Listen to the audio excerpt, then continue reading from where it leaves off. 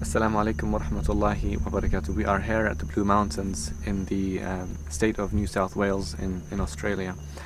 It is, of course, an amazing scene, and we are in fact quite high up, so we're at a very high altitude. And it reminded me in fact about precisely that, about living in an altitude. In the Quran, of course, Allah speaks about وَلَا تَمْشِي فِي الْأَرْضِ مَرْحًا. Don't walk on the earth with insolence, or don't walk proudly on earth. إِنَّكَ لَن تَخْرِقَ الْأَرْضَ وَلَن تَبْلُغَ الْجِبَالَ طُولًا.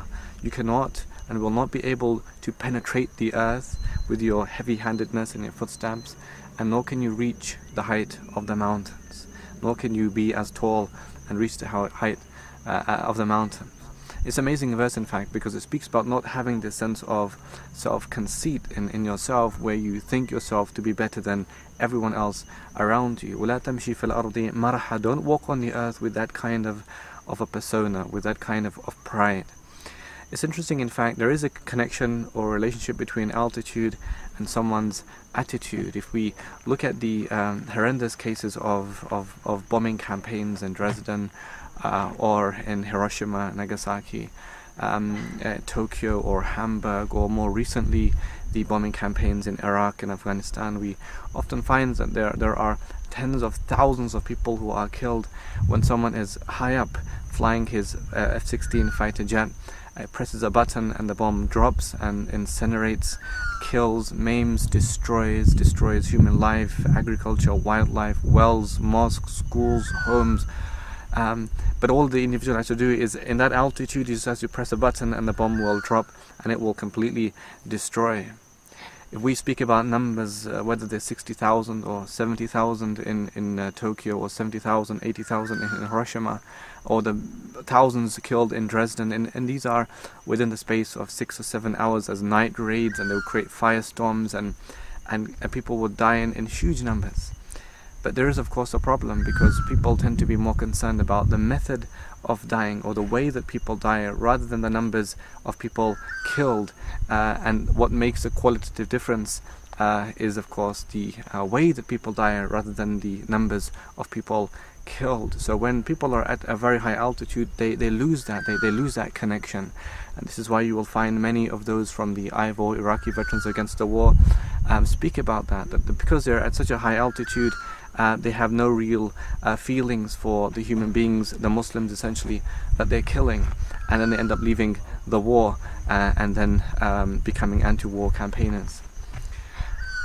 There is another connection between altitude, and that is the way that altitude might become some kind of impediment to empathy. We consider the example of our Prophet ﷺ, although he was the best of Allah's creation. He was the best, most perfect of Allah's creation, subhanahu wa ta'ala. He did not live in this kind of religious altitude which denied him access to those who were less fortunate than him, or in a less social status than him, or on a lower social status than him. In fact, he would mingle with those who were oftentimes on the fringes of human society. We have the beautiful example of that companion called Zahir, who would come from just outside of Medina, and he would have these small pieces of cheese which he would give as a gift to our Prophet ﷺ. And then he would lay out his mat on the floor, and he would try and make a living by selling a few items here and there. And the Prophet once approached him ﷺ and placed his beautiful hands over his eyes like that, behind him. And Zahir didn't know who it was until he smelt the beautiful scent from the hands of the Prophet ﷺ. And then he realized. But the Prophet spoke first, and the Prophet said, "Man yashtari hadha al-abd." Who will buy this servant? Who will buy this slave? And upon hearing that, Zahir said, "Ya Rasulullah, idhan tajiduni kasida." And you will find me to be a cheap merchandise with Allah, Ya Rasulullah. You will find me to be cheap. And then the Prophet said, "Walakin indallahi lasta bikasid." But you are not cheap merchandise with Allah subhanahu wa ta'ala. You are not cheap merchandise with Allah. People might find me to be cheap, not making people much profit or money, but the Prophet reminded him, you are not cheap merchandise with Allah subhanahu wa ta'ala. And so you can see a beautiful example. وَلَا تَمْشِي فِي الْأَرْضِ مَرْحًا. Do not walk with pride on the earth. إِنَّكَ لَن تَخْرِقَ الْأَرْضِ. You cannot penetrate the earth, and nor can you be as tall as the mountains. So do not live in that kind of altitude. Likewise, you might experience a kind of religious altitude that we might become affected by, where we might think ourselves to be the most pious out of everyone else around them, and then we deny other people their rights, or we live in this kind of self-conceit.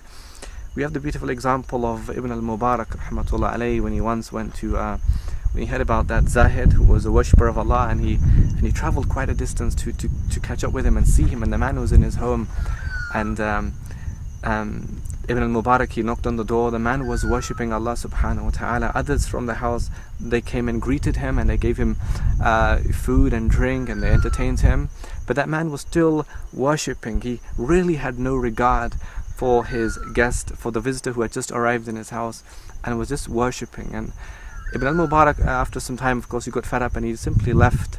And then the household members, they went to this man and they said, look, we understand that you're worshipping, but here was an individual who was the greatest scholar of our time who came to visit you, but you gave him no time, no consideration. And to that, the man gets up and he runs behind Ibn al-Mubarak and he catches up with him, and he said, I'm so sorry, I didn't know it was you. He said, Awsini, advise me. And to that, Ibn al-Mubarak, he said, look, the true essence, the true meaning of humility is that you don't leave your house. And لا تخرج من منزلك وتلقى رجلا مسلما إلا رأيت له عليك فضلا. You do not leave your house and then you encounter a Muslim, except that you consider perhaps this man has a virtue over me. Not to live in a kind of religious height or religious altitude where you think yourself to be perfect and the best and no one else is better than you. And so we have a lot to learn about living in heights, not to allow our conscience, our self-being to be like that, but we should be of those who are humble. تلك الدار الآخرة نجعلها للذين لا يريدون علوا في الأرض ولا فسادا والعاقبة للمتقين. That is the home of the hereafter that we give to those who do not desire high-handedness on the earth, nor corruption, and the best end is for the people of taqwa. Just as a last point, we are of course hearing of the terrible injustices against our Muslim brothers and sisters in Syria. And previously I spoke about altitude, about how people would fly their planes and press the buttons and bombs would drop.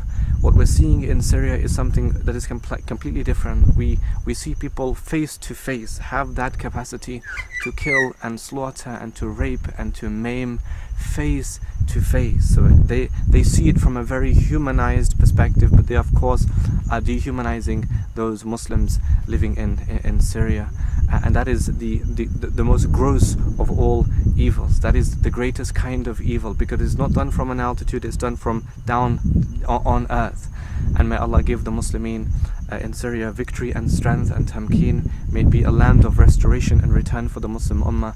And may Allah give a destruction to Bashar al-Assad and his government and those who support him. So there is a problem in living in an altitude, whether that altitude is connected to warfare and killing, or it has to do with resentment and scorning other human beings, other Muslims, other individuals, or it has to do with living in a kind of religious, self-induced altitude. May Allah save us from becoming like that, but may Allah make us of those, as Allah describes in the Quran, do not desire heavy-handedness on the earth, nor corruption, and the best end is for the people of taqwa. Assalamu alaikum wa rahmatullahi wa barakatuh.